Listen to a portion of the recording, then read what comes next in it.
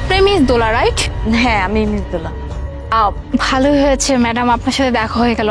Madam, এই প্রজেক্টটা না আমাদের জন্য অনেক ইম্পর্টেন্ট, বুঝতে পেরেছেন?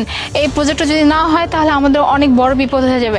আপনি একটু দেখেন না কোনোভাবে কি একটু ম্যানেজ করা যায় কিনা, যাতে করে প্রজেক্টটা আমরা একদম ডান করে ফেলতে পারি, প্লিজ ম্যাডাম। দেখুন ম্যাম, এখানে আমার কিছুই করার নেই। সরকার থেকে এই জায়গাটাকে সিলগালা করে দেওয়া হয়েছে। আমি আপনার জন্য কিছুই করতে পারবো না। আর তাছাড়া ম্যাডাম, আপনাদের জন্য এই প্রজেক্টটা বেআইনি। ম্যাডাম, ম্যাডাম, এটা আপনি কি বললেন? সরকার থেকে প্রজেক্টটা সিলগালা করে দিবে? ম্যাডাম, এটা যদি করাই হয় তাহলে আমরা তো পথে বসে যাব। প্লিজ ম্যাডাম, আমি খুব ভালো করে জানি আপনি যদি একটু চেষ্টা করেন আপনি কিছু না কিছুটা ব্যবস্থা করেই ফেলতে পারবেন। আর ম্যাডাম, চিন্তা করবেন না, টাকা পয়সার কোনো ব্যাপার না। আপনার যত টাকা লাগে আমি টাকা দিব। প্লিজ ম্যাডাম, এই প্রজেক্টটা যেন আমাদের হাতে থাকে, প্রজেক্টটা যেন আমাদের হাতছাড়া না হয় madam, please. Please please madam, try to understand please, আমাদেরকে একটু সাহায্য করেন।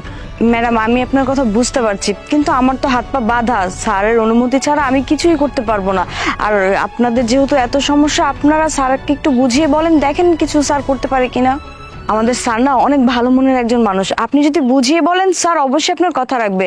আর স্যারকে না কোনো টাকা পয়সাও দিতে হবে না। আপনি স্যারকে শুধু বুঝিয়ে বলুন, আমাকে এসব বলে না কোনো লাভ হবে না ম্যাম। তাহলে তো ভালোই হলো, যেহেতু বললেন যে